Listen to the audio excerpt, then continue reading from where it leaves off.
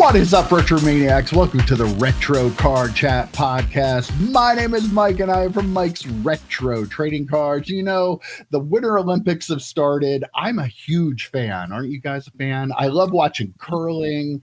I love watching the snowboarding. But my favorite event I am waiting for is for these two guys to run the two-man luge. Yes, they're my two favorite lugers, Joe Day and EP Eric Pahalik. How you doing, boys?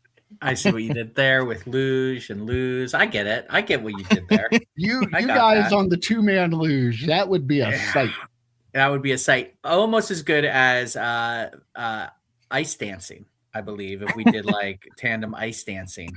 Not ice skating. That'd be ridiculous. The two of you laying back on each other on that little slide going down the ice would be way more entertaining. We don't need the ice, Mike. Anyway, probably not.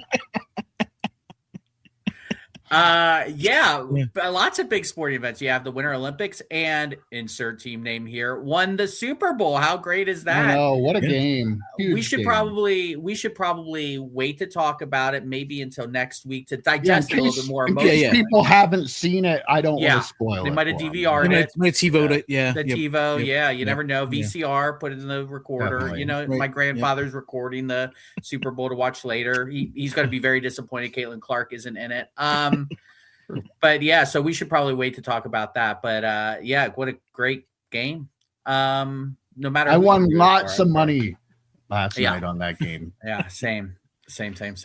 Commercials were pretty good. Like they were, they were okay. The commercials, they were okay. Yeah, too much AI stuff. Yeah. So how's it going, boys? What's new and exciting, Joe Day? Well, 2 days ago, Saturday. How about I had no hot water? What a bitch that was. EP was making fun of me for it the entire time. It was -8 or something with wind chill out here in Pennsylvania this weekend. It was absolutely crazy. And I drip my faucets every night. I drip them throughout the entire day, but I woke up at 8 o'clock Saturday morning and no hot water. EP's texting, ha, ha, ha. I'm glad you have no hot water. I hope your pipes burst. I hope it causes a lot of damage.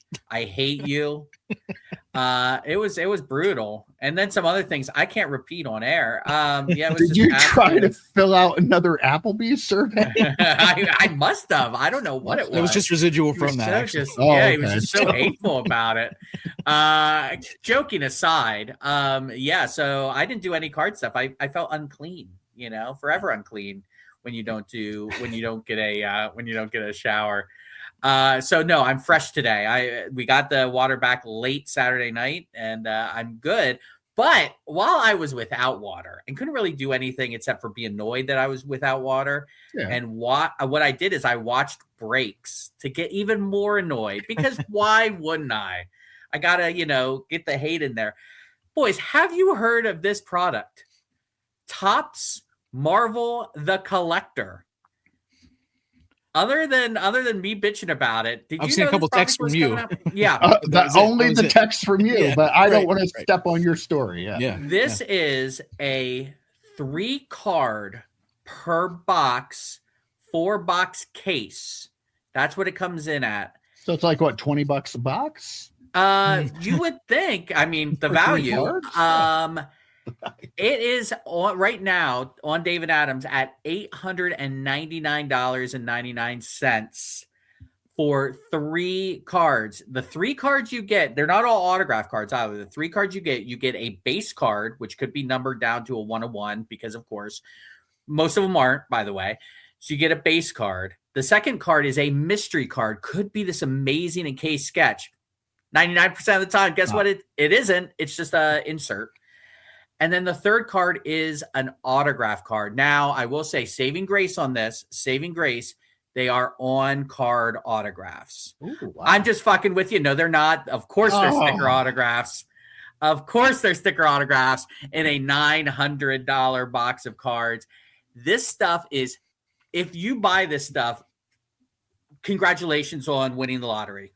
I mean, that's the only way that it would make sense to buy this.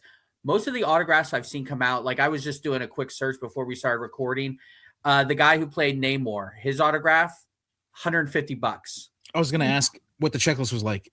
You're telling me that they got the Namor guy to be the Namor guy. Like if they were all bangers, then maybe it would work. But I mean, Forrest Whitaker. I've seen a lot of Forrest Whitaker who had a bit role in Black Panther. I really don't like. They must have had Star Wars stickers left over. Honestly, right. Like I have no idea. Did. You know, you see a ton of those type of cards. There's very few Chris Evans. I haven't seen one pulled, and I watch a lot of breaks, but apparently Chris Evans does have some dual autos. Our boy Spidey Hits opened up a box on his channel. Now he has to say good things because he owns a card shop now, and but it was tough. It was really tough for him. And his box, he got a numbered out of 10 of the Silver Surfer from Fantastic Four movie, because these are Marvel Studio cards, by the way. He got a Marvel Futures, I think it's called, numbered card, which looks like crap. And then he got a numbered out of 25 Catherine Hahn autograph card, which is cool. Yet you could probably just buy it for $200. So yeah, it's the one I sent you that really blew my mind was Cate Blanchett, Academy Award winner Cate Blanchett, who was phenomenal as Hela, right? Just absolutely phenomenal in Thor Ragnarok. Out of 10, numbered out of 10, autograph card, Cate Blanchett, $525. It went for on eBay. Imagine pulling that card and being so excited, and then you look on eBay and you're like, this is only a $525 card. It is so bad. Please don't buy it. And this is now the third straight release that they've had that have been Marvel Studios. Not original art, not comic book, Marvel Studios. Boys, it pains me to say I'm right. It's one of my least favorite things to do. It pains me to say it. But when they got the license, one of the things I was telling people, and I said it on this channel too, they are going to use the MCU to sell cards, not original art sets. They have not had an original art set yet. They haven't had a Fleer Ultra. They haven't had a Marvel Masterpiece type set. It's been, the last three have been Topps Chrome Marvel Studios, Topps Chrome Sapphire Marvel Studios, and now Topps Marvel Studios, the collector. It's just, stay away. It's not worth it. Buy the singles, by the way. Buy the singles. They don't really have a reason to go with the full art, the original art stuff either, because if people are going to pay $900 for this garbage, like why even bother? Like we'll just pick up the screenshots from the movies or the TV show and use that as your, That's literally all they're doing. They're using the screenshots, and a lot of them I sent you a couple of pictures of some of the inserts. I'm like, oh, this is a really cool picture that they used. Upper Deck used it like 3 times in their set. So, instead of, I don't know, moving the screen a little bit and looking at another photo, they're just lifting the stuff Upper Deck did. It's absolutely crazy to think about spending that kind of money on that. And be real, like there were probably 14 people that bought boxes of those, and all the rest went to the breakers. Yeah. Who's buying boxes of that for themselves other than rich comic collectors that have money to burn that enjoy doing it would buy some, but normal collectors aren't buying that crap. They can't. Why don't they make an art set of the Marvel Studios stuff? That would actually be pretty cool. Great. Yeah, where they have artists draw the actors that portrayed them as the characters and stuff. That'd be really draw scenes out. That would be another one. That would be really, really neat. Give us a call, scenes, Michael Rubin. What are you doing? But you would have to pay an artist, right? And you have to wait for it to wait for the artist to get done with it too. Like this way, they can just lift this things, Photoshop them a little bit, and the photos Photoshop them a little bit, throw them around on the cards, and it started with Topps Now. Remember that Topps Now with like the first Marvel Topps Now was the Captain America Brave New World. I think they had a Daredevil one. No autographs, just parallels. It's just it is really, really bad. And you're right, Mike. It's a breakers thing because Leighton sports cards, because of course, have to break cases of this, and they're comboing it with like Sapphire. Like imagine how much per spot that's gonna run when you're putting in Sapphire and Marvel the Collector. Craziness. Yeah, Joe, I was gonna ask, like, when you said you were watching some breaks of this, what were like the break setups? Like, were they doing by character? Or like, what was the like? How were they? They were doing random hit style. So it was a case is 12 cards, I guess. So 12 spots, and then they have the cards and they list the cards, randomize that. Then the 12 people randomize that, and then they match it up. That's how now when they did the combo spot, I fast forwarded. They were like naming a bunch of, they were doing character spots when it was the combo with the sapphire stuff. So craziness. They didn't reveal how much they were paying, how much there were anything on the break, right? Not that I saw. I mean, I could probably like log into Leighton and see what they're charging for that, or go to their site. But yeah, I just can't imagine paying that much.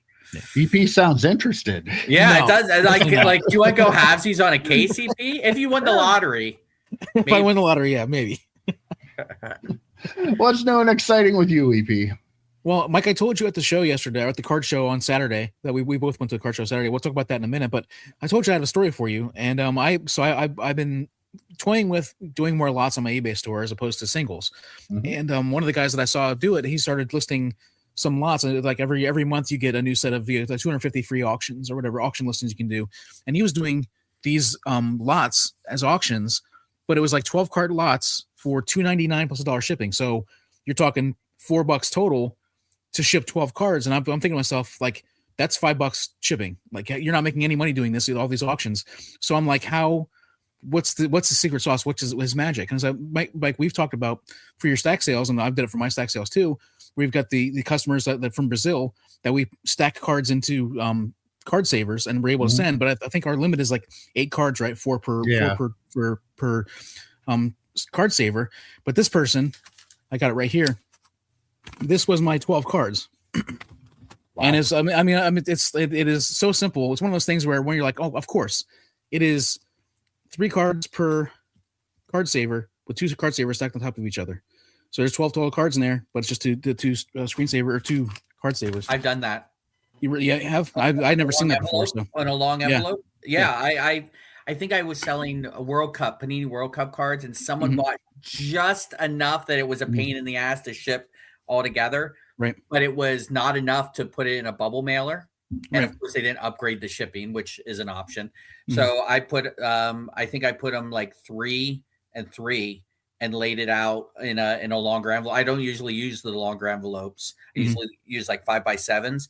But yeah, actually the only thing I was always worried about is if it like bent in half and it like just cut, because it's literally 3 and 3 like this. So I guess he overlapped. I didn't overlap them. Yeah. But when I've sent them, I would overlap them, and these were overlapped too, and then taped together around the extra lip on there. So that was like a cool thing for people to think about using for the shipping, and that kind of unlocks 12 card lots for me if I want to do 12 card lots instead of 6 card lots. So just wanted to share that. I think it would maybe depend though on the cards you're sending, because I don't know that you could send 12 chrome cards and be under or like 3 ounces. Flare, like thicker cards. If they're all like the older paper stock thinner stuff, you could probably get it under 3 ounces. But I don't know, 12 with like chromium stuff, because the chromium's way substantially more than the paper one. So that would be my only concern. But yeah, I mean, it could obviously plan it out and weigh your stuff out and know that you're safe before you do it. So yeah, interesting idea. We've done 8 before, but I've never pushed it past that because just feels shaky. But I mean, the 2 card saver thing is, it makes it so that they're not as I start to get worried about when you're putting too many cards in a card saver too. Like I feel like if you're doing more than 4, you start to squish them in the corners. But in the corners. So yeah. And the card show, I'm sure Mike will talk about this too, but I had to blast the card show again, did not set up, and it was at a different card show, a different place. And it's cool to talk to all the dealers, obviously, but also to find, dig through cool cards. Yeah, I had a good time at the card show. It was, first of all, for everybody watching, it was minus 20 degrees wind chill, and it legitimately was. I'm not exaggerating. It was like 2 or 3 degrees out, and it was so windy. A gentleman that I bought non-sports cards from before, a whole bunch of sets, wasn't set up, and he saw me walking around. He's like, "Hey, do you want to come out to my car?" And I'm like, I don't. No, I didn't. But I was like, curiosity got the best of me. But I bought them and I walked them over to my car. And when I was walking back into the show, I thought I was going to die. I was in the parking lot and just walking. I thought I was going to die. And then I thought my ear was going to like freeze and just drop off. It was just, I had my coat up over my mouth. I was literally covering my cheeks because it was just so cold. It was awful. So I talked to a couple of dealers about that. Like, I'm not sure which one it was. I think it was Clint, though. Clint said you should have seen this place when people were trying to get their stuff loaded in today. Ooh, just like people, because everybody's like sprinting trying to get their stuff in because how cold it was, and just trying to like squeeze through the door and everything. It was crazy. What's crazy is too, Mike, you mentioned the temperature. As it got later during the day, the temperature actually was dropping, but the feels like temperature was increasing. It was getting higher because there was less wind. It was like negative, it wasn't as bad here. It was like negative 10 or 12. And then it was actually the temperature went down, but the feels like temperature went to like -1. Like, balmy -1. It's fantastic. Way better. I do have one other quick story I want to share from the card show. BJ, friends with Card Show Kevin. You know who BJ is, right? Mike, you met him. I think I've actually met him too.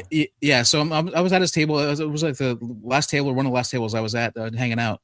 And he was like he always talks to people when they have, are you selling? He always looks at their cards and then he thanks them for letting him look at them.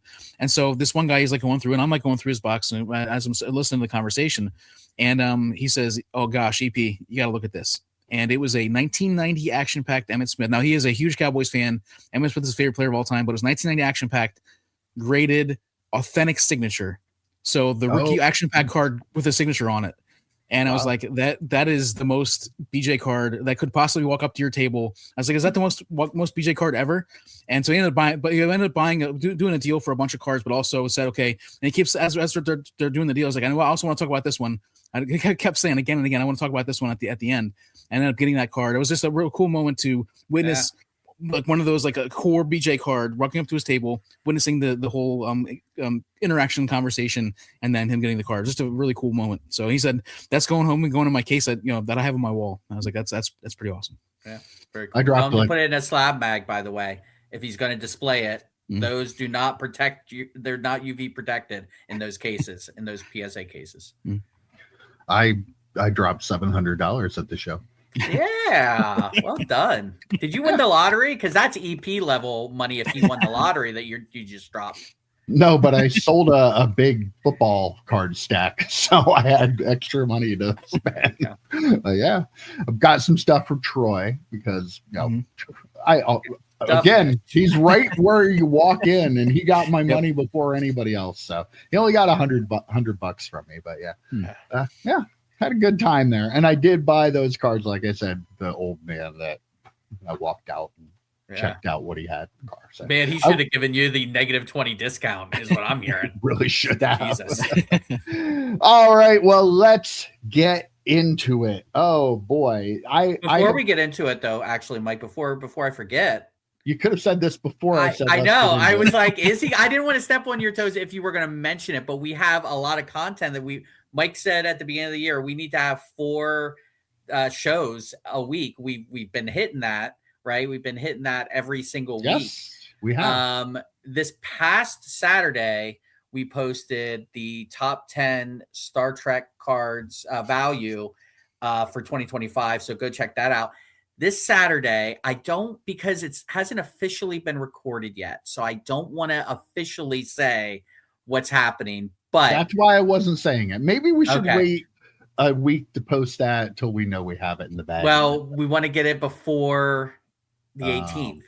So, boy, Joe, tough time. You need to schedule this stuff better. I know. Very, very tough timing. I'm going to say there is a very good possibility that the president and founder of a major card company will be interviewed on the channel this coming week. I'm not going to tell you. Steve Chernoff from It is Steve Chernoff. Yeah. Everybody would watch this. Michael Rubin. Could you never know? He might have said yes. No, yes. We haven't officially recorded it yet. We are scheduled to record it later today, Monday. So hopefully nothing goes off without a hitch. We are going to be talking about Star Trek Connections, which comes out the 18th of February. So I wanted to talk to him about that. We're also going to talk about the Frasier set that's coming out a little bit. And there's another, I think Star Trek Voyager is coming out. So Steve is going to be doing that. And maybe I'm going to get him to stay on to record an episode 8 questions. We haven't done one of those in a while. Maybe we'll see. 4 years. At least. So yes, I just keep an eye out for that, folks. It should be a banger of an interview. He's always a great guest. He's always. Always, yes. Always. All right. Now let's get into it. Okay. I kept these guys in the dark completely about this topic. All I let them know is we're going to talk about the Josh Luber white paper, and don't ask Joe what he thought I said. But yes, apparently Josh Luber, our old friend Josh Luber, he's still looking for the Luca 101. The black 101, yeah. I think so, yeah. But in his white paper, I guess apparently he did one of these in the early 2020s. It's like this huge long essay about hobby stuff. This one was co-written with Jesse Einhorn, and it is called The Blind Boxification of Everything. Got that? I'm not going to lie. The general overview of this, he actually has some legitimate points in here. I thought this would be interesting to go through. It's like a 30,000 word essay. I will say I reviewed it. I did not read it word for word though, but I went through and picked out a couple things that I thought might be interesting to talk about. Before you do, Mike, I have an idea, backup plan, if you will. If something happens at Steve, we miss out on the interview and we can't post that Saturday, I'm thinking EP does a live reading. Live read. Of that essay. Dramatic live reading of that essay. We post that. Hell, that might get more views, to be honest. In a Speedo. People got to pay extra for that. Okay, yeah. That'll be on our Patreon. I'm out. Okay, but anyway, the basic premise of this is that the card industry is just gambling that is driven by the thrill of the chase. Yeah. No 100% accurate on that. Here is one of the things I thought was really interesting. Now, Josh Luber has ties to all the big names, including Michael Rubin. So Josh Luber claims that this is not based on any kind of inside information. This is his own prediction, but he has a prediction about the hobby. He predicts that a major manufacturer will begin offering hybrid repack boxes, which will be a mix of repacked older cards with new cards within the next 2 years. And that this will actually, in a way, be a good thing to combat the ridiculous number of parallels that they keep creating to print more and more product. So his prediction, that is totally not based on knowing anybody in the industry, this is just something he's coming up with, is that you are going to be able to buy a box of cards that you will open a pack, and some of the cards will be repacked cards and some of them will be new. As much as I would like to think that this seems kind of crazy, it's going to happen, right? Like, that is too logical. They're going to find a way. They being Fanatics, let's be clear, that the major manufacturer he's talking about is Fanatics, because they control everything. It's not Rittenhouse, I'll tell you that. They're gonna to verify. They're gonna find a way to get their share of the repack money, because all these people out here are selling cards and buying cards and making repacks, making lots of money, and they're not making any money off it. They're going to find a way to make money off it. I 100% could see this happening too. Yeah. Well, first of all, the way you described this white paper made me think of like Jerry Maguire. Like, I think Josh Luber sees himself as this Jerry Maguire who's going to expose the harms of the hobby. And let's just take a moment to. It's not really, the tone of it isn't really that. It's just kind of his thoughts on the hobby and where it is and where it's going. Okay. So, I mean, you started off by saying that he's like, the hobby's just gambling, and that's basically the driving force. I mean, you were with Michael Rubin with Fanatics when they were taking over Topps. Like, were you shocked by this? Like, is he saying that as a good thing? I'm confused on the tone here. It's not like he's saying it factually. Like, Yeah. this is what the hobby is. This is what is happening now. It's not just this hobby too. He goes on. I don't have much of us talking about this here, but like the retail gaming stuff, like there's like products that are being made now that are limited edition that you can get, like, say, take Labubu for instance, where you're buying something and you don't know what's in the box.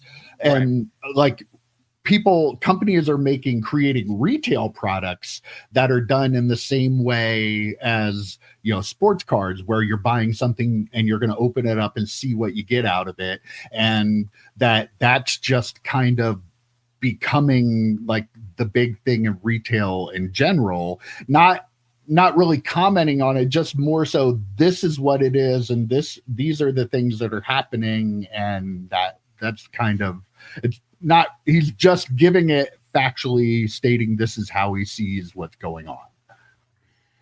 Okay. So I'm having a little fun with Josh Luber, because it really does, when you say something like that, like, oh, cards are just gambling, you're kind of like, oh, that's a fact that I'm just putting out there. I'm not going to comment on my part in that, how I was part of that whole creating a gambling type culture within the hobby, but I'm just saying that that's what's going on. That being said, to the repack point, yeah, I mean, there are a couple of big things that Fanatics have not been able to get their money out of, and that's the grading and the repacking. Doesn't seem like they're going to go the grading route anytime soon. Repacking's interesting. So, Mike, when you say that, there's going to be this product, is it going to be like old cards in, say, 2020? I'm just going to make it up. 2027 Topps flagship. Are there going to be old cards in that? Or is it going to be a repack mix of new and old, like a couple of slab cards, like a repack? It will be a new release product that has your 2027 Topps football in it, along with repacked cards. So he's saying it's going to be a hybrid of, but it will be done more in the style of repack than just like getting an insert of an older card. Okay, I because I'm thinking of like buyback programs. You're going to replace like parallels and hits with repack hits instead, is basically the premise as he's laying it out from what I understand. Yeah, and they've done this in non-sports for a while, buying back cards, stamping them as, kind of new cards and throwing them into, at the time, current products. I'm curious if there's going to be any sort of differentiation. Like, are they just going to throw a they would like Jerry Rice? If you would pull, it'd probably be a numbered card from a set come from this year, done in 2 years. Like, just like they're going to find a way to use the kind of cards that draw you to buy a repack and have them in their packs instead of you going and buying them in repacks. Maybe this will answer the question of what are they doing with the cards from the MVP buyback program as well. They were getting some of those not just the base cards, right? They were buying some of the numbered parallel cards from those players who won the MVP. Maybe you could see those in a buyback. That's kind of where I thought they would go with that program when they first did it. I'm curious how far back they're going to go and put, will an number to 10 card from 20 years ago make its way into this? Will a Joe Montana rookie card randomly make its way into this? I'm curious on how he thinks they will go, how far it'll go beyond just a couple of cards from a couple of years ago. What we ended up with sounds like a plausible thing, but when you first started talking about this, the white paper in 3,000 words, I pictured Josh Luber like going out in the 30,000. Yeah, 30,000 words. Going out into taking some like weird mushrooms or like peyote or something. Like I'm going out into like ayahuasca. Going out into like crazy like thing, and then just spilling all these words onto the page. But this actually does make sense. I agree. But I wouldn't be surprised if it was like Panini or Leaf who did it as well, because like thinking about the Sage cards where they put like a base set, but then you get like 5 autographs. I could see them doing like some token card set, but then your real reason you're buying it is because you get a chance to get these licensed cards that Panini can't produce anymore. So I could see something like that potentially. I could see any company really doing it. The Topps probably has the easiest avenue toward it. And again, like you guys have both said, I'm just trying to riff off you guys and some other stuff here, but like, they have the easier path to be able to do it with all of their stuff. But I could see other companies, I mean, like a Sage or something like that, or a Leaf doing it as well. It would be easy for them to. We can take these cards and do it. Like, wasn't there a story a while back about Leaf doing that already? Like taking some license, some other manufacturers' cards and like sticker autographs. Yeah. And so I mean, like that, I could totally see that happening on a larger scale once a company like cracks the first egg or whatever and starts doing it. I'm curious if it'll just be Topps cards. You know what I mean? Like, I'm curious, like, right. Oh, we're going to do this for our Marvel sets, right? Are they going to go back and get some Skybox Marvel cards from back in the day or something like that to put into these products? I would guess probably not. You think about this, though, like, it's kind of crazy. Like Panini, you lost all the licenses. I'm surprised they haven't developed like a digital repack thing. Right. You see, again, GameStop and PSA are doing that. You have the Courtyard IO that is grown really huge. You have Arena Club that is really the only thing possibly keeping them in business. Like a company like Panini that lost everything, you feel like this would be a good step for them, maybe. As ridiculous as it sounds, I really have never thought about this, but the simple fact that there's so much money being made by repacks says to me that the card manufacturers are going to go, okay, we need to figure out how to get our share of this money, and they're going to find a way to do it. It's interesting, you brought up Panini, and I was thinking, like, so Rittenhouse does this thing, it's called Inflections, and it's just like random, like I think they did it for Game of Thrones EP, they've done it for Star Trek, and it's like, it almost feels like all these random cards that they haven't put into sets yet, they've kind of made into this like Chronicles type set. Like the base set is a base set. It's a legit base set that's Inflections, but then all the autographs and the inserts, they feel like they're from other sets. I wonder if Panini could do something like that with like things that haven't been, the Redemption is expired, or no one ever came after it, or we have all these extra stickers or something.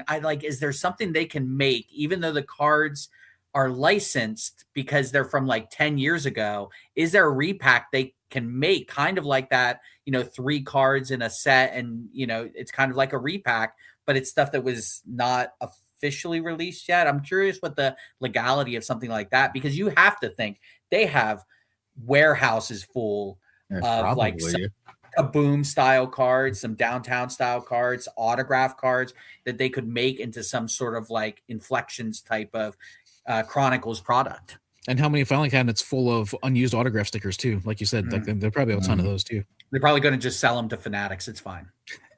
That's true. Okay, another interesting little tidbit that was picked out of this.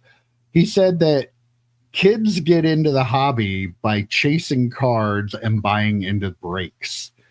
And as sad as that is, I feel like it's accurate. Like that's probably how most of new kids that get into the hobby, we're old people. We sit here thinking, oh, it's a shame they don't have any lower end stuff for the kids to buy anymore. Like there's a kid walking into my old shop nowadays looking for a pack so he can afford to get it. No, they're not doing that. They're buying into breaks and getting their cards that way, right? Some. Like I think some or most. I don't know. I think it was Frank who had posted this when we were talking about, kids walking around with Zion cases. I think it was one of our regular viewers, Frank, who mentioned, it was like a some kids thing. It was a gated community kids thing. I think those are the ones that are buying. It depends on the break too, though. I will say, like if they're buying into breaks of Donruss, right, and chasing the Downtown comes out of those or whatever, maybe that. But I mean, the ones that are buying into Flawless and Marvel the Collector by chance, those are gated community kids that probably have parents with money. I think there are still so many. I don't know if it's the majority or the minority, but there are so many kids out there that can't afford to do either of those things, and they still don't have an opportunity to do it. It does scare me though, thinking that we've talked about this hobby as gambling since one of the first episodes, I'm guessing. I'm guessing that was something we had talked about, and I know we really hit it hard quite a bit last year. Breaking is the biggest form of that, and you've got kids. I'm guessing he does not mean 18 and 19-year-olds. You've got kids buying into breaks at who knows what level, and it's gambling, unregulated, with 13-year-olds buying into this stuff. That seems like we need regulation if that's the case, desperately. Yeah, I'll use a story from the card show on Saturday. I was at PJ's table for a little while, and his nephew came up, and he made a deal with his nephew. I think he bought a card from him or something like that, and then his nephew's going to take that money and go buy a pack. Like, he was dead set on going and buying a pack. I think that still is a thing where a lot of people like that. I mean, if you're gonna hit the lottery in the hobby, you're gonna buy a pack or buy into a break, and I think that is the draw. I think in a lot of cases. So I agree that I think it's accurate that I think a lot of kids. I think it's more than some, Joe. I really think there are a lot of kids that. I think it's more than some, but I don't know if it's a majority. If you go to shows though, Joe, and see like I hear like high school kids stand around and talk about, I hit this in the break, and I got this card in a break like all the time. And that's dangerous. Absolutely is. But I just don't think you've seen it as much as maybe EP and I and we're talking about local central Pennsylvania shows. So I do see it. So I always say this.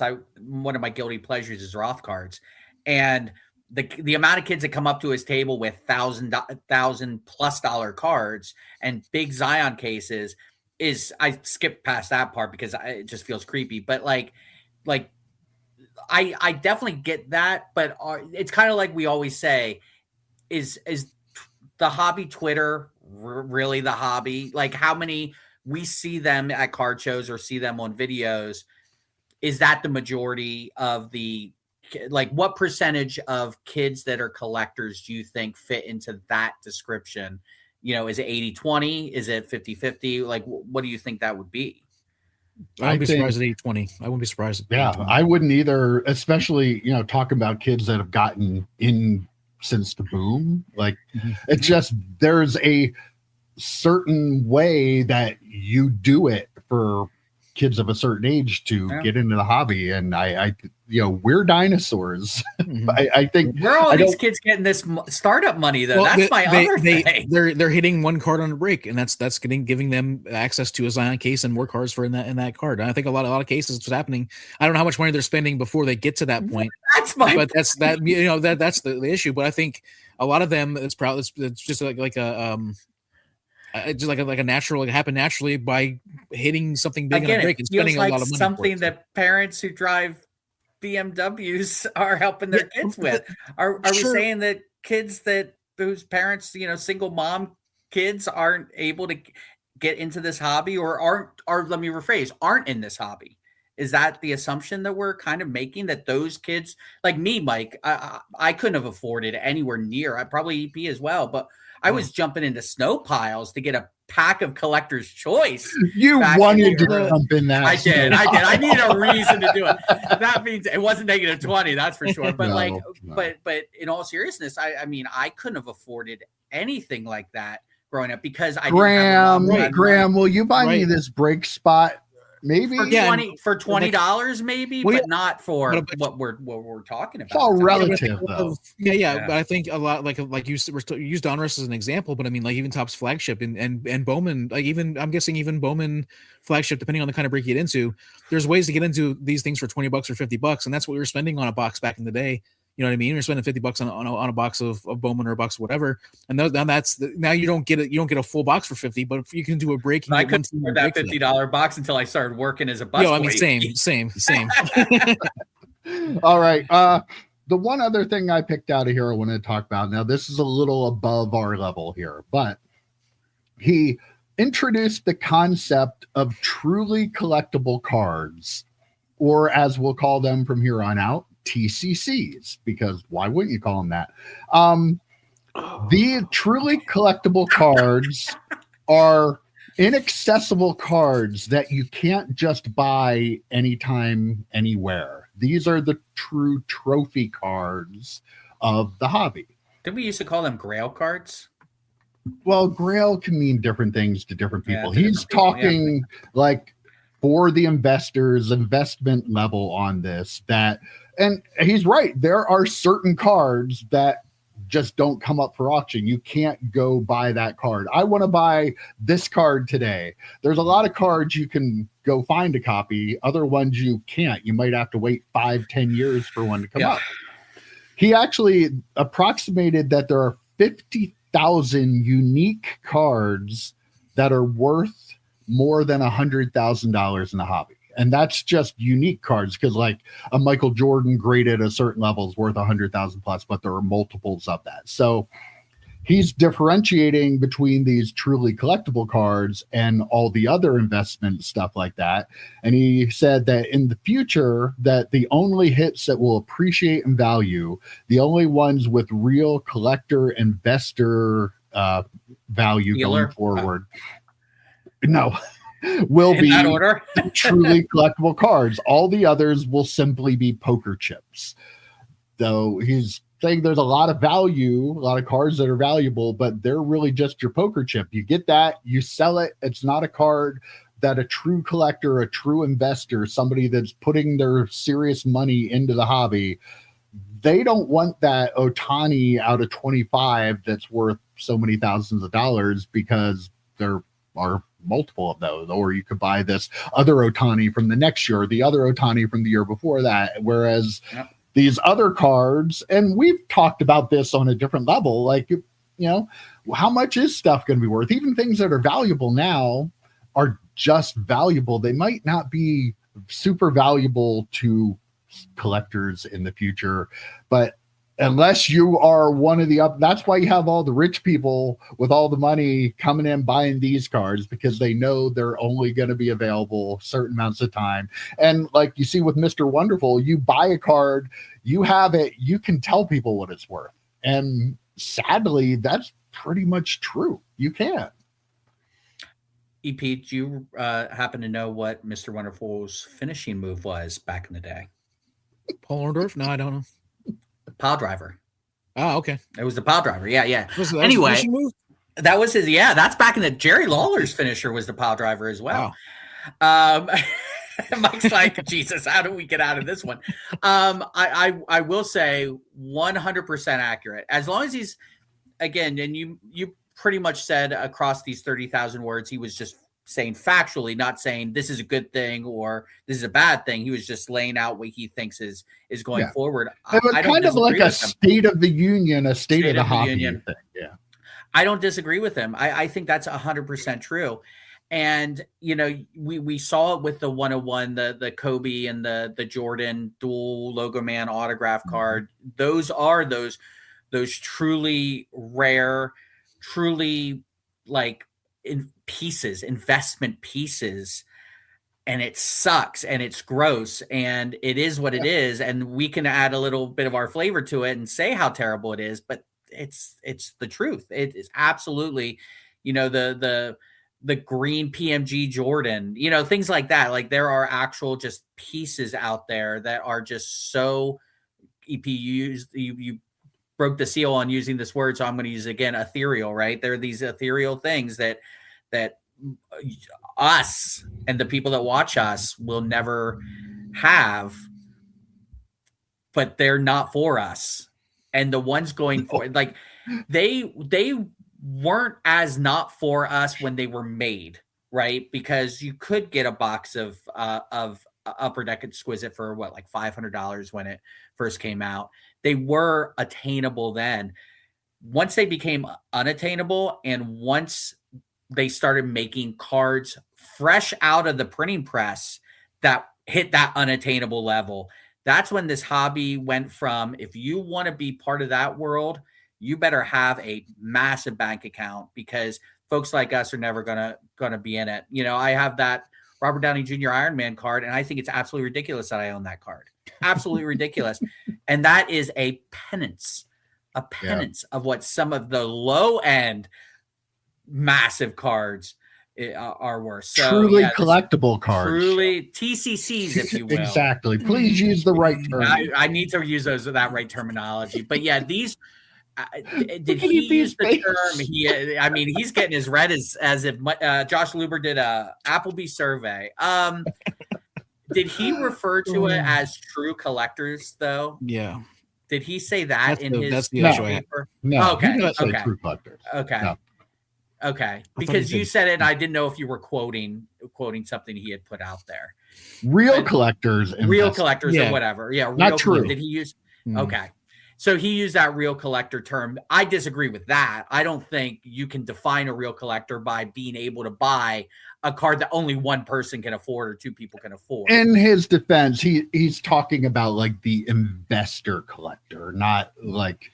But do we actually think investor collectors, with the exception of like the owner of the Arizona Diamondbacks, are they actually collectors? Are they real collectors, or are they just Paul Orndorff actually give a shit about the card itself? He just cares about.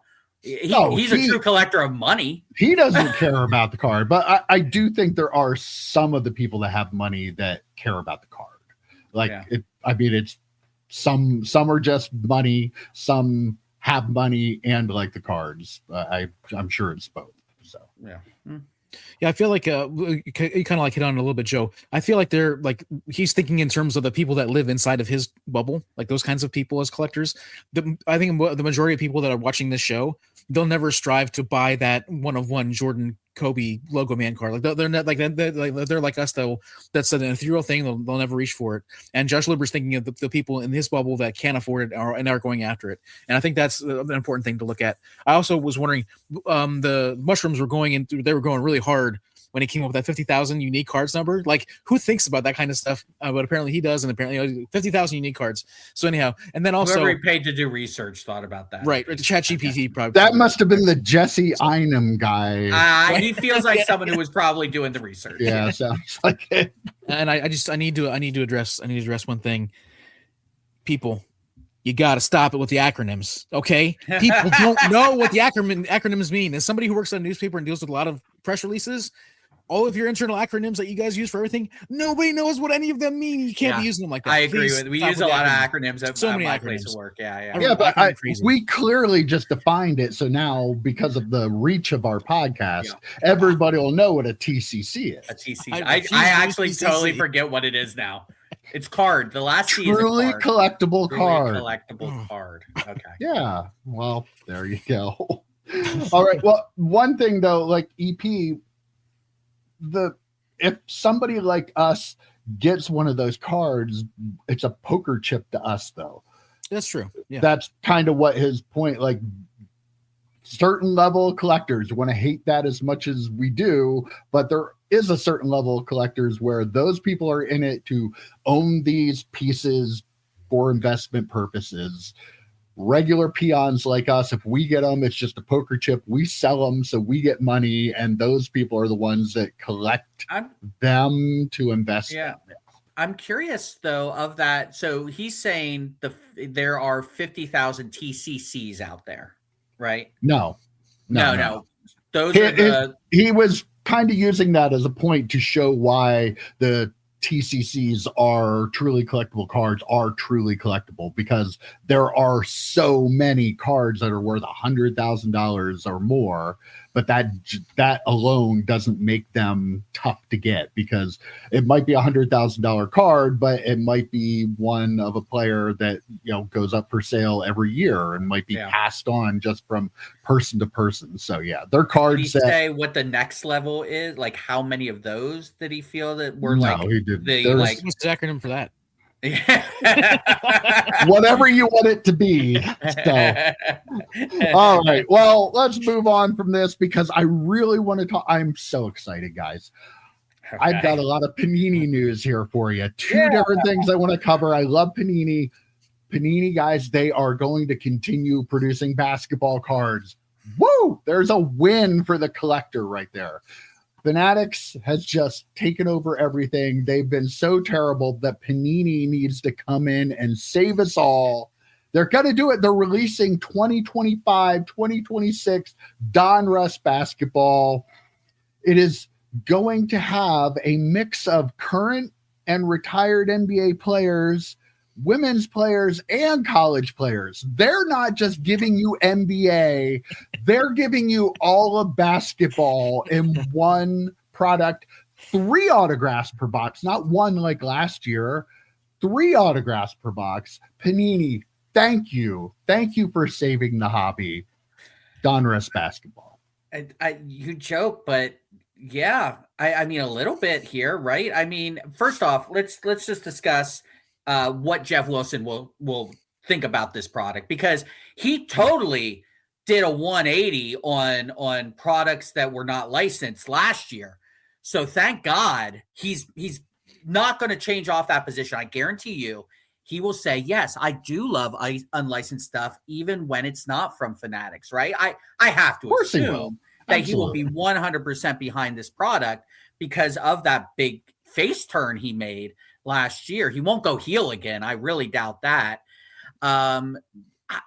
Depends on the price point, right? If they're coming out and it's like $200 a box, that's not now. If they're coming out and it's $500 a box, then we have a discussion, right?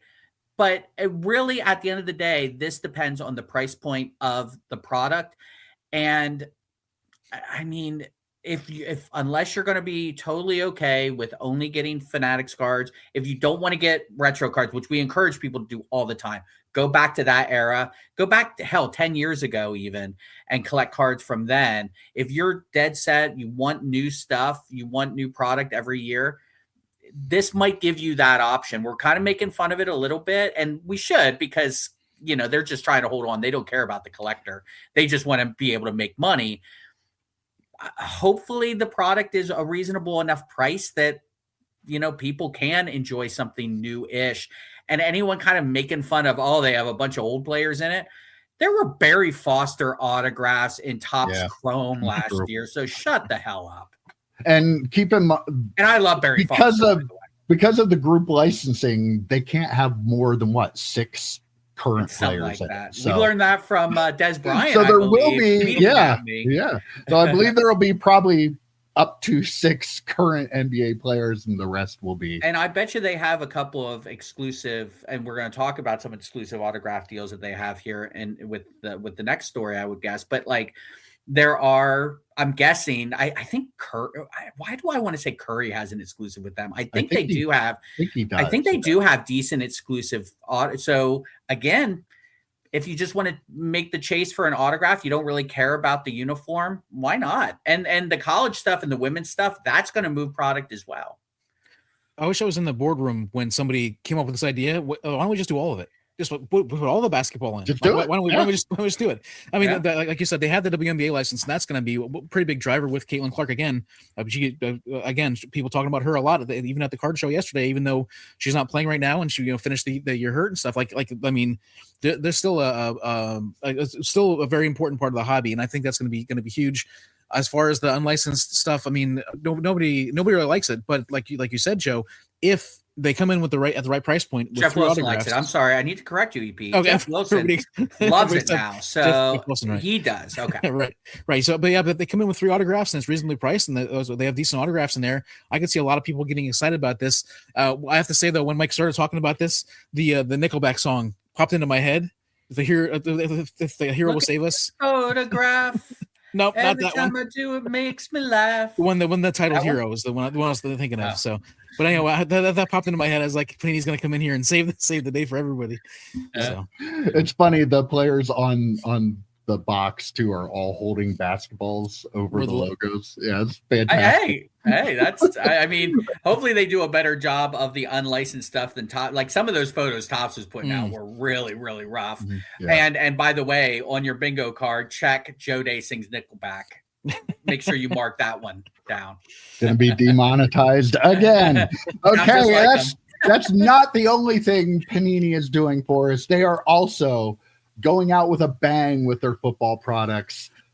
apparently they have a lot of Patrick Mahomes autographs and memorabilia cards and stuff laying around because they are releasing Panini Authentic Mahomes.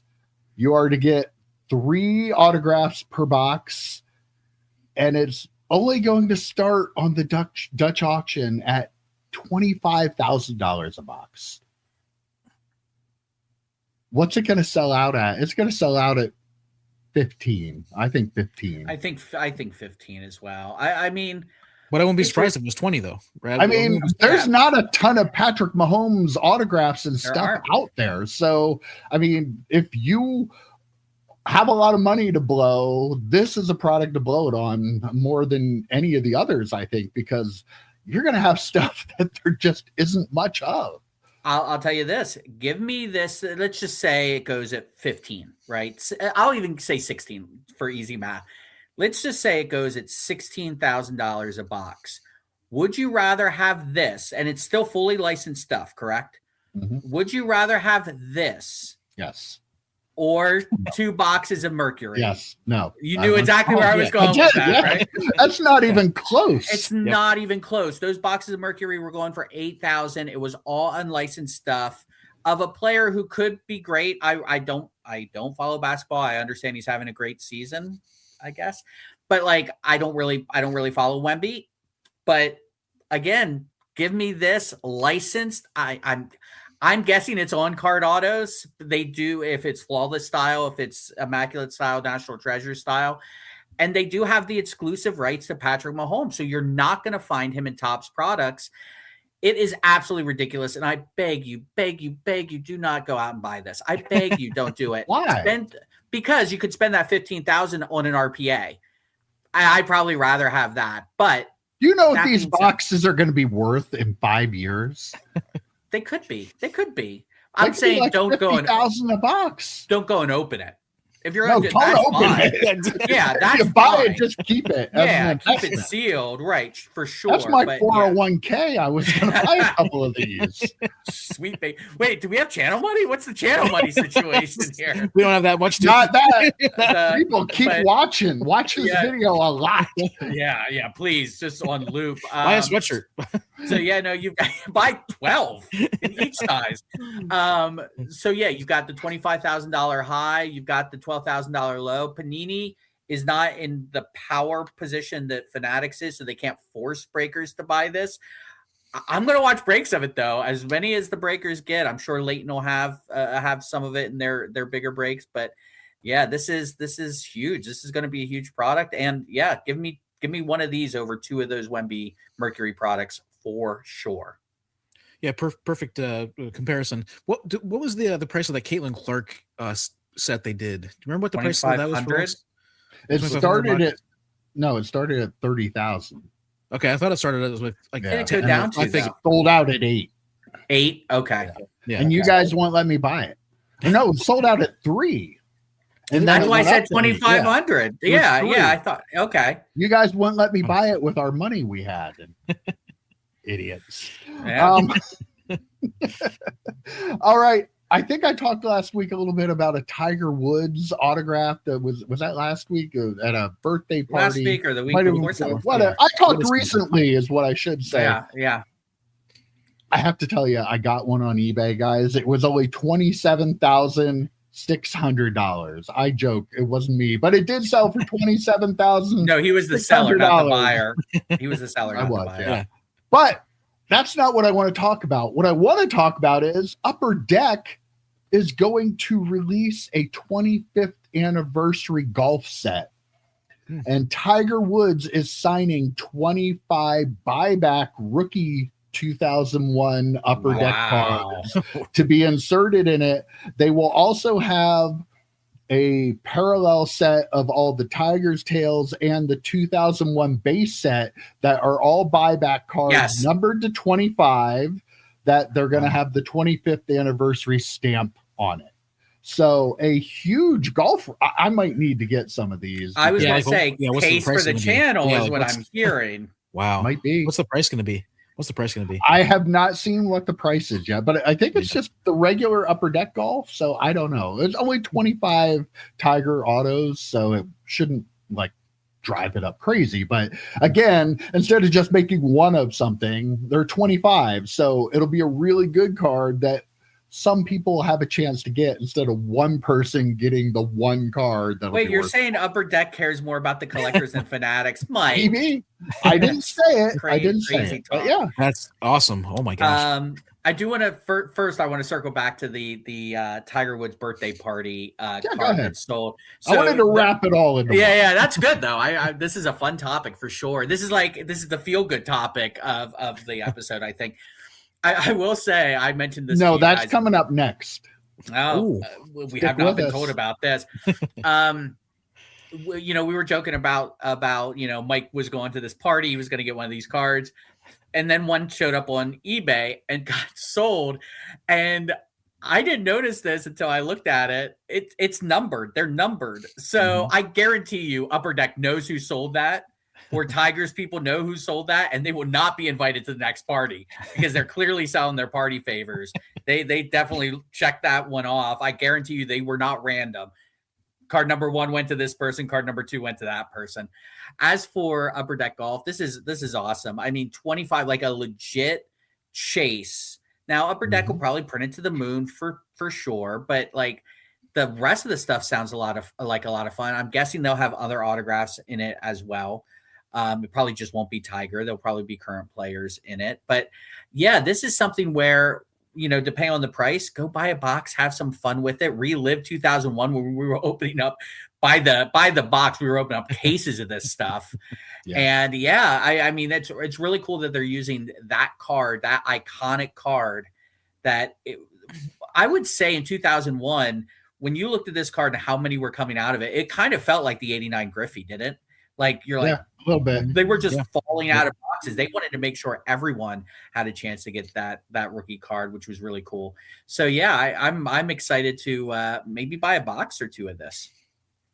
I don't remember what the number on the card was, of the Tiger card, but I wonder if somebody looked at it and was like, I was number 285 on the guest list. Are you kidding me? I'm selling this thing. Like, they were ticked off that they're so far down. Right. Yeah. So the defense, that's the defense you use if they question you about it. Yeah. Because it wasn't like number 1 or number 10 or anything. It was like a couple. I think it was.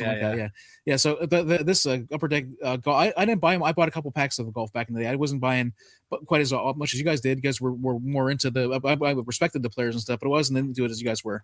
But this is definitely a product that how much I love Upper Deck right now, what they're doing, and I kind of want to get into hockey. Like I would do if this comes in at a reasonable price. Obviously, it's like $500. I'm out, but if it's reasonable, like the flagship Upper Deck type cost, I'd probably buy a box for myself. It seems like something. It seems like you said, Joe. They still care about the collectors. I think that there's so little of that in the hobby that when somebody does do a product like this and they give a chase 25 cards available of like a card that would be like. It was like awesome for any of us to own. I think that's worth putting some like investing money into that thought and that company. Yeah, I speaking of Upper Deck, I'm getting. Hopefully, they will be in today, Monday. I'm getting a couple boxes of Marvel Studios from Upper Deck to open from the channel from 2024. I guess it would have had to be. And I'm looking at those. They're like $200 a box, and they are great. They are using the IP. They're using a lot of like the hockey IP, like Young Guns, have parallels and all sorts of fun stuff. Plus the autograph checklist. You get 2 autographs per box. It's absolutely phenomenal. Hemsworth, Pratt, like these are like crazy. Like, and they do the Upper Deck thing where you get. If you get one real shitty auto, you get one really good auto.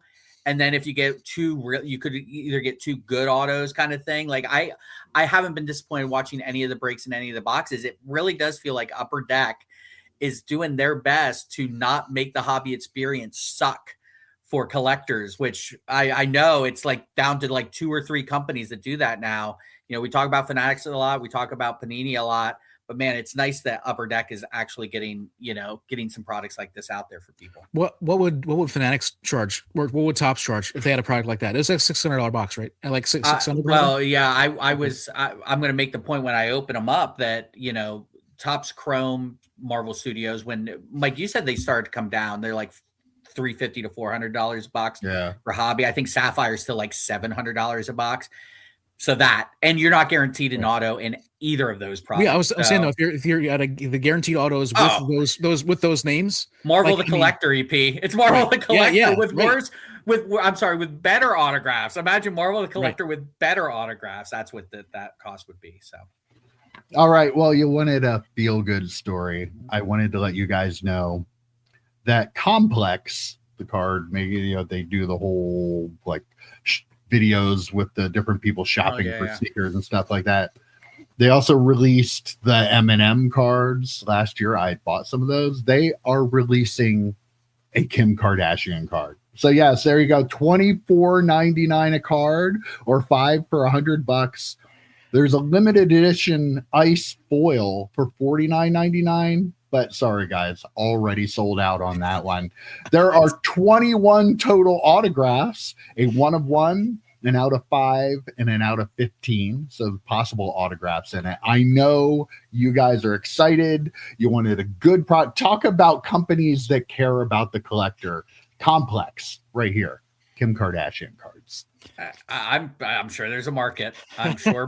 Well, you said the foils are sold out. The foils are already sold out. Yep. You know, it's. I mean, what do I say all the time? Lid for every pot, ass for every saddle. There you go. Big ass for every saddle in this case, but huge. Massive EP. Yes. Is the 1 of 1 auto an inscription? That's the real question I have. Is it? I don't. Not that I'm aware of. No. So see, I'm like I would be in if that was the case. So. Oh, I kind of want to, as a gift, buy EP one of these. Yeah.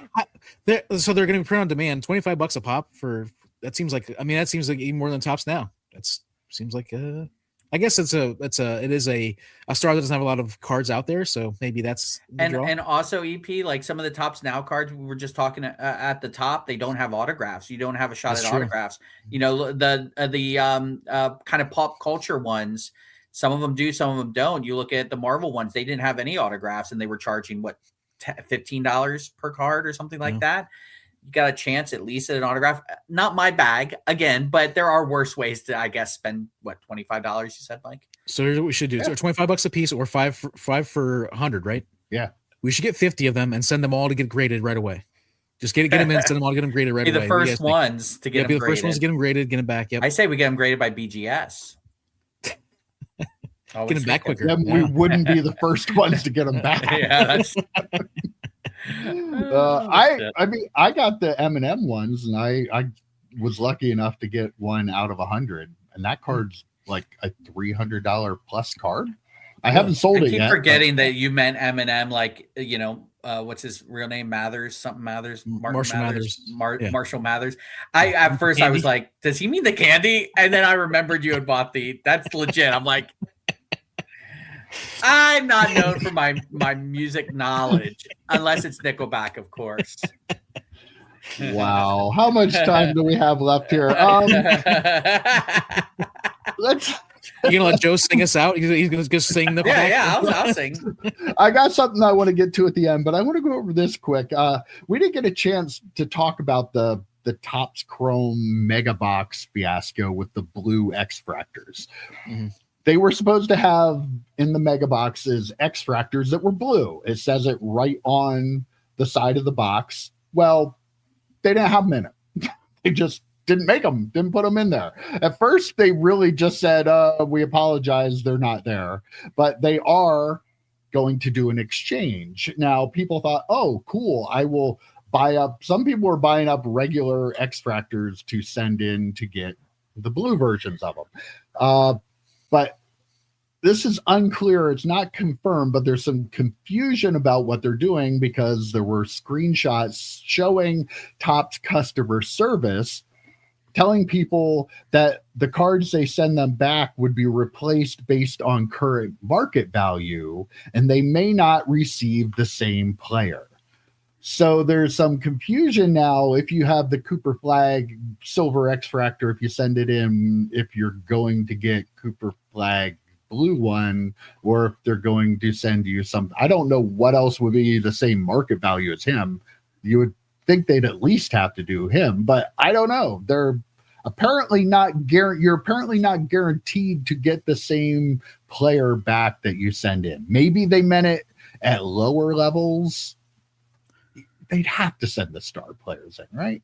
How is this not a pack redemption? Well, I don't understand what we're sending extractors in. Why is this not a pack redemption for you? You bought the packs. They're supposed to be in the packs. Why was it? How is this not a pack redemption? Like, it doesn't make any sense to me. Like that would be the way to do it.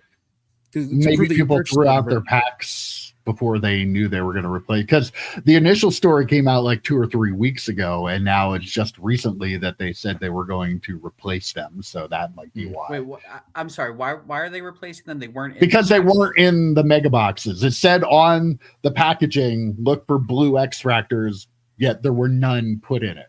Because Fanatics only owns the company that prints it and boxes it and designs it and ships it and whatever. But yeah, and they didn't bother saying anything until weeks afterwards because people were complaining about it, like it's typical Topps BS. He thought about swearing. He thought about swearing. Yeah. I think whoever screwed this up, I guarantee you their palms are sweaty, knees weak, arms are probably heavy. There's vomit on their sweater already. It's bomb spaghetti, I'm guessing. But, they're very nervous about this whole thing that happened, right? So that was Eminem.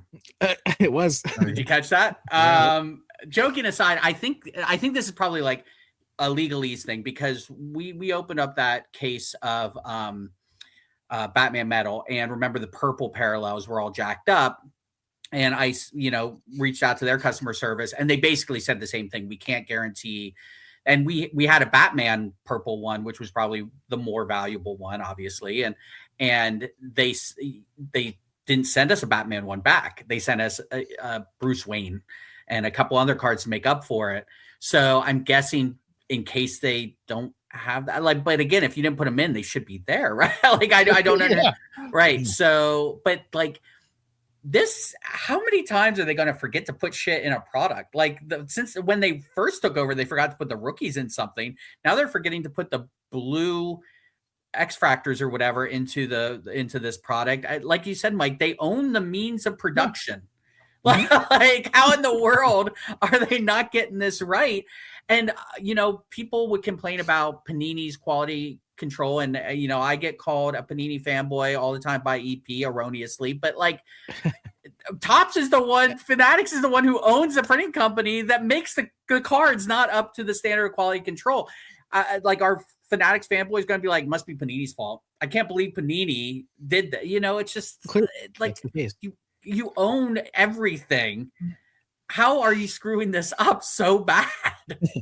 I think in this case, what might have happened, again, we have no idea. I think in this case, they might have been like, well, we're not going to put the blue extractors. We're not going to make them this year. So take that off the box. But then somebody forgot to take it off the box. And then I wonder if arms are heavy and they printed them weak, palms. Yeah, and then they had to print the blues afterward. They didn't have them and they just made them. But in that case, how would you not be able to print enough to be able to make the exchange of 1-to-1? If I send my Cooper flag in, I better get a Cooper flag back. How is it not possible for them to be able to do that? That's the thing. Yeah. You're talking about a company who makes jerseys that was not able to make the jerseys of the teams that were in the Super Bowl. They came out and had to apologize for the supply issues and not getting the Michael Rubin, know how he talked on the Bill Simmons podcast. Oh, how we control all that and we can print this stuff and have it made. No, you can't. They screw up all the time with their apparel. The cards are going to be the same exact thing.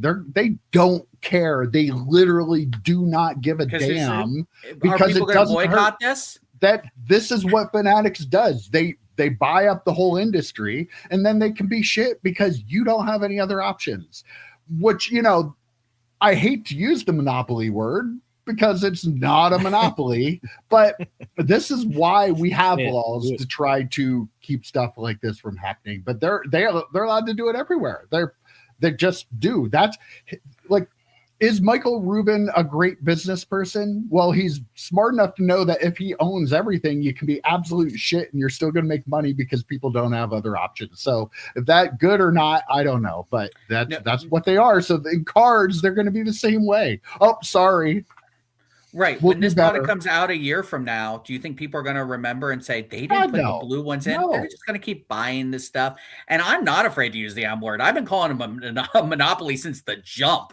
And I am totally okay continuing to call them a monopoly because they are. You cannot buy licensed products. And maybe it's not their fault. It's not their fault because the NFLPA and the NFL and NBA and so on, they're choosing that one company. So sure, it's not their fault. It doesn't mean they're not a monopoly. They are. They own everything, and you have no other legitimate option to actually go out and buy licensed cards. None. Zero. I have a clarifying question. I might have blacked out or something. As a clarifying question, you said that they were not able to make the uniforms for the Super Bowl. Yeah. Is that correct? Fanatics, the company that makes yeah, all the uniforms for everything, including all the uniforms that show up at Walmart and wherever. The company that makes all those things could not make enough for two teams for the biggest game of the year. Yeah. And they couldn't do it.